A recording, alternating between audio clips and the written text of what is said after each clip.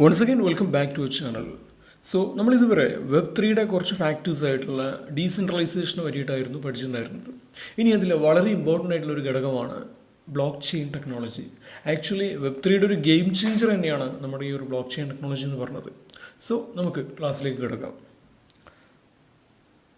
ഒരു വ്യക്തി ഇപ്പം വാട്സപ്പിലോ ഇനി ഏതെങ്കിലും ഒരു സോഷ്യൽ മീഡിയ വഴി മറ്റൊരാൾക്ക് ഒരു SMS അയക്കാമെന്ന് വിചാരിക്കുക. പോട്ടെ, ഒരു ഹലോ എന്ന് സെൻഡ് ചെയ്യാമെന്ന് വിചാരിക്കുക.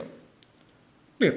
അപ്പം ഈ ഒരു സെൻഡറിൽ നിന്ന് അല്ലെങ്കിൽ ഈ മെസ്സേജ് അയക്കുന്ന ഈ ഹലോ എന്ന് പറയുന്ന വ്യക്തിയിൽ നിന്നുള്ള ആ ഒരു മെസ്സേജ് കേൾക്കുന്ന ആളുടെ അല്ലെങ്കിൽ കേൾക്കുന്ന വ്യക്തിയിലേക്ക് എത്തിക്കഴിയുമ്പോൾ നമുക്ക് അതിലും കാണാൻ പറ്റുന്ന എന്താണ്? ഒരു ഹലോ എന്നുള്ള ഒരു കാര്യം മാത്രമേ അവിടെ സംഭവിക്കുന്നുള്ളൂ. ശരിയല്ലേ? നിങ്ങൾക്ക് പിക്ചറിലൂടെ കാണാൻ പറ്റും അല്ലെങ്കിൽ വീഡിയോയിലൂടെ കാണാൻ പറ്റും. ഇപ്പോൾ ഒരു വ്യക്തി ഹലോ എന്ന് പറയുമ്പോൾ മറ്റൊരു വ്യക്തിയിലേക്ക് റിസീവായി അയാൾ കേൾക്കുന്നത് ഹലോ തന്നെയാണ്. പക്ഷേ ഈ രണ്ട് കാര്യങ്ങൾക്ക് ഇടയിലൂടെ സംഭവിച്ചിട്ടുള്ള കുറച്ച് കാര്യങ്ങളുണ്ട്. അതായത് ഒരാൾ പറഞ്ഞു ഹലോ എന്ന് പറഞ്ഞു, വേറൊരാൾ ഹലോ എന്നുള്ളത് കേട്ടു. പക്ഷെ അതിൻ്റെ ഉള്ളിൽ കുറേ ഇൻറ്റേർണൽ പ്രോസസ്സ് നടന്നിട്ടുണ്ട്. അത് നമുക്ക് ആർക്കെങ്കിലും കാണാനോ അറിയാനോ പറ്റിയിട്ടുണ്ടോ? ഇല്ല.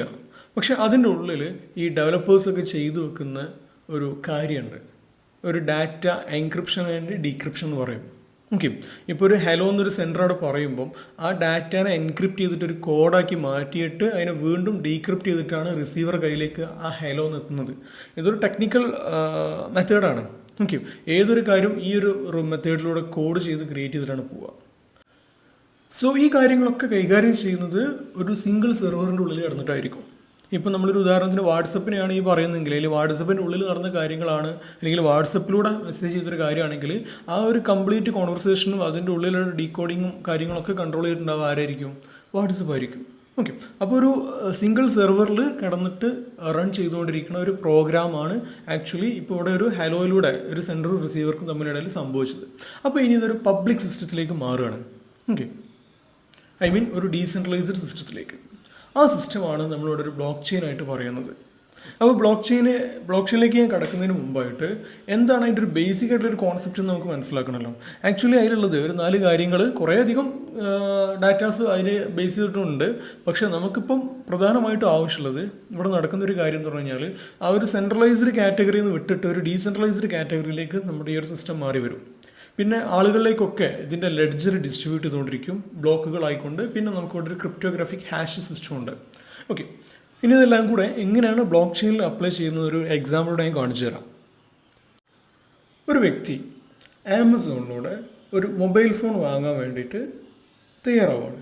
ഓക്കെ, അപ്പോൾ ഇവിടെ എന്ത് സംഭവിക്കുന്നതെന്ന് മനസ്സിലാക്കണം. നമ്മൾ ഈ ഒരു ആമസോണിലൂടെ ഈ ഒരു ഫോൺ പർച്ചേസ് ചെയ്യുമ്പോൾ സ്വാഭാവികമായിട്ടും ഓൺലൈനായിട്ട് അതിൻ്റെ പേയ്മെൻറ്റ് കാര്യങ്ങളൊക്കെ അടക്കുന്നുണ്ട്.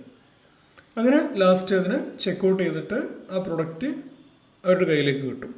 അപ്പോൾ ഇതിൻ്റെ മുമ്പ് നടന്ന കുറച്ച് കാര്യങ്ങളുണ്ട്, അല്ലെങ്കിൽ ഇതിൻ്റെ ഉള്ളിലൂടെ നടന്നിട്ടുള്ള കുറച്ച് ഇൻറ്റേർണൽ പ്രോസസ്സ് ഉണ്ട്. ഒരു പ്ലാറ്റ്ഫോമിനെ ചൂസ് ചെയ്ത്, ക്ലിയർ, രണ്ടാമതൊരു പ്രൊഡക്റ്റ് അവർ ചൂസ് ചെയ്ത്, അതിൻ്റെ പ്രൈസ്, അതേപോലെ തന്നെ അത് ചെക്കൗട്ട് ചെയ്ത കാര്യങ്ങൾ, ഇത്രയും ഡാറ്റാസ്. ഓക്കെ, ഞാൻ കുറച്ച് ഉദാഹരണങ്ങളായിട്ട് എടുക്കുകയാണ്. ഓക്കെ, അതായത് പ്ലാറ്റ്ഫോം, പ്രോഡക്റ്റ്, അതിൻ്റെ പ്രൈസ്, ഇങ്ങനെയുള്ള കാര്യങ്ങൾ ഇതെല്ലാം കൂടെ ഒരുമിച്ച് സെറ്റാക്കി വെച്ചിട്ട് ഇവരെന്ത് ചെയ്യാണ്? ഈ ഒരു പ്രോഡക്റ്റിന് ചെക്കൗട്ട് ചെയ്തെടുത്ത് ഈ കാര്യങ്ങളൊക്കെ നമ്മളൊരു ഡാറ്റ ആക്കി എടുക്കുകയാണെന്ന് വിചാരിക്കുക. ഓക്കെ, അതിനെല്ലാത്തിനും കൂടെ ഒരു ബോക്സിൻ്റെ ഉള്ളിലേക്ക് അല്ലെങ്കിൽ ഒരു ബ്ലോക്കിൻ്റെ ഉള്ളിലേക്കാക്കി. എന്നിട്ടോ ആ ബ്ലോക്കുകളെല്ലാം പരസ്പരം ഒരു ഡാറ്റകൾ നിറച്ച് വെച്ചിട്ടുള്ള ഒരു ബ്ലോക്കായിട്ട് മാറി. ഈ ഓരോ ബ്ലോക്കിനെയും പരസ്പരം എന്ത് ചെയ്തു? കണക്ട് ചെയ്തിട്ട് ഒരു ചെയിൻ പോലെയാക്കി. എന്നിട്ട് അതിലുള്ള ഓരോ ബ്ലോക്കിൻ്റെ ഡാറ്റാസിന് പ്രത്യേകം ഹാഷ് കീ കൊടുത്തിട്ട് ലോക്ക് ചെയ്ത് വെച്ച്. ഒരു ഹാഷ് കീ എങ്ങനെയാണ് ഫോം ചെയ്യുക എന്നുള്ളത് ഞാൻ ജസ്റ്റ് പറഞ്ഞുതരാം. ഇപ്പം ഇവിടെ നമ്മൾ നേരത്തെ പറഞ്ഞിട്ടുള്ള ആ ഒരു ഡാറ്റാസിനെല്ലാം ഉൾപ്പെടുത്തിക്കൊണ്ട് ഒരു ഹാഷ് കീ ജനറേറ്റ് എടുക്കുകയാണ്. ഇപ്പം നിങ്ങൾക്ക് കാണാൻ പറ്റുന്നത് നമ്മൾ ഉദ്ദേശിക്കുന്ന കുറച്ച് ഡാറ്റാസ് എന്ന് ആമസോൺ, അതുപോലെ ആപ്പിളിൻ്റെ ഐഫോൺ ആണെങ്കിൽ ഉദ്ദേശിക്കുന്നത് ക്രെഡിറ്റ് കാർഡ്, ഇതേപോലെ തന്നെ ഇതിൻ്റെ പ്രൈസ് ഒരു 1 lakh rupees. ഇത്രയും ഡാറ്റാസിന് ഉൾപ്പെടുത്തിയിട്ട് ഇതെല്ലാം കൂടെ ഒരു കോഡായിട്ട് മാറും. ഓക്കെ, അപ്പോൾ നിങ്ങൾക്ക് കാണാൻ പറ്റുന്നുണ്ടാവും ഈ അടിച്ചു കൊടുത്ത കാര്യങ്ങൾക്കൊക്കെ പകരമായിട്ട് അതിന് താഴെ ഒരു ഹാഷ് വാല്യൂ ഇങ്ങനെ ജനറേറ്റ് ചെയ്ത് വരുന്നത് കാണാൻ പറ്റുന്നുണ്ടാവും. ഓക്കെ, അപ്പോൾ ഈ ഒരു ഹാഷ് വാല്യൂവിനെ ഞാൻ ഒന്നുകൂടെ കൃത്യമായിട്ട് അതിന് കോപ്പി ചെയ്തിട്ട് എന്തൊക്കെയാണെന്നുള്ളത് കൃത്യമായിട്ട് നിങ്ങൾക്ക് സ്ക്രീനിൽ കാണുന്നുണ്ടാവും. ഓക്കെ, നോക്കാം. അവിടെ വന്ന് കണ്ടില്ലേ 0D65 എന്ന് പറഞ്ഞിട്ട്. ഓക്കെ, ഇതൊരു 64 ലെറ്റേഴ്സുള്ള ആൽഫ ന്യൂമറിക് കോഡാണ്. ഇത് മേൽ പറഞ്ഞ ഡാറ്റാസിൻ്റെ അടിസ്ഥാനത്തിൽ ജനറേറ്റ് ചെയ്ത് വന്നതാണ്.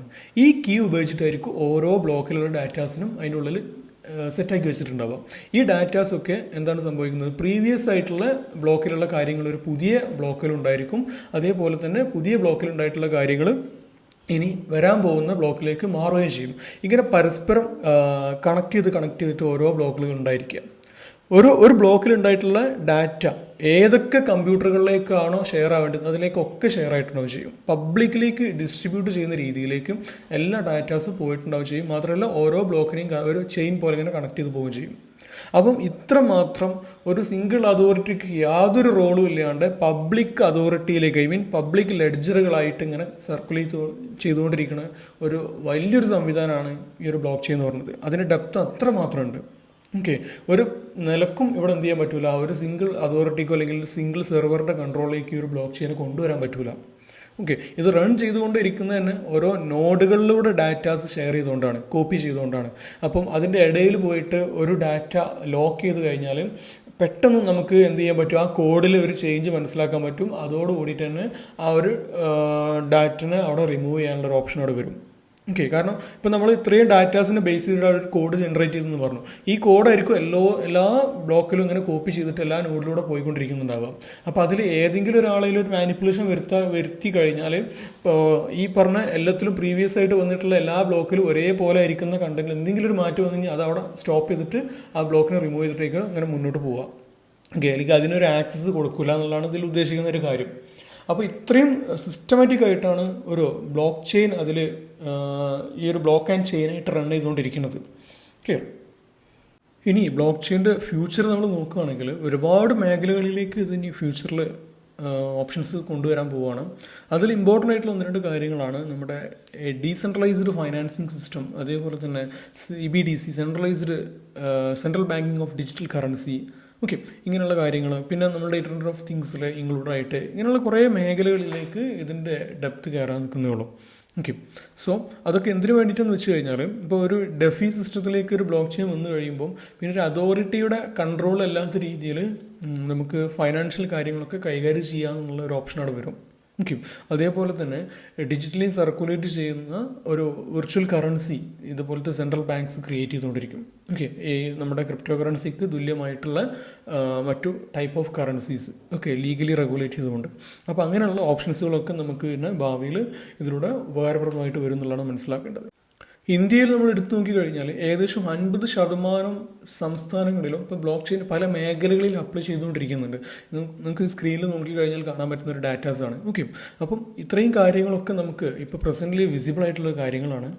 അതുകൊണ്ട് തന്നെ ഇതിൻ്റെ ഒരു ഫ്യൂച്ചർ അത്രമാത്രം വളരെ ബിഗ് ആയിട്ടാണ് പോയിക്കൊണ്ടിരിക്കുന്നത്. നമ്മൾ കണ്ടറിഞ്ഞിട്ട് ഇതിൻ്റെ പൊട്ടൻഷ്യൽ ഒന്നും കൂടെ നമ്മൾ സ്വന്തമായിട്ട് മനസ്സിലാക്കിയിട്ട് ഇതിൽ ചെയ്യാൻ പറ്റുന്ന കാര്യങ്ങൾ അല്ലെങ്കിൽ ബ്ലോക്ക് ചെയിൻ യൂട്ടിലൈസ് ചെയ്തുകൊണ്ട് ചെയ്യാൻ പറ്റുന്ന ഒരുപാട് പ്രൊജക്റ്റുകൾ ഇപ്പോൾ ഇന്ന് അവൈലബിൾ ആയിട്ടുണ്ട്. ഓക്കെ, അതിലേക്കൊക്കെ പാർട്ടിസിപ്പേറ്റ് ചെയ്യാം. നമുക്ക് ഒരു ഫൈനാൻഷ്യൽ ഫ്രീഡം അതിലൂടെ ഉണ്ടാക്കിയെടുക്കാൻ പറ്റുന്നുണ്ടെങ്കിൽ തീർച്ചയായിട്ടും അതിൽ എന്താണോ നമുക്ക് ആവശ്യമായിട്ടുള്ള കാര്യങ്ങൾ നല്ല രീതിയിൽ സ്റ്റഡീസ് നടത്തിയിട്ട് മുന്നോട്ട് പോകാം. Okay, thank you.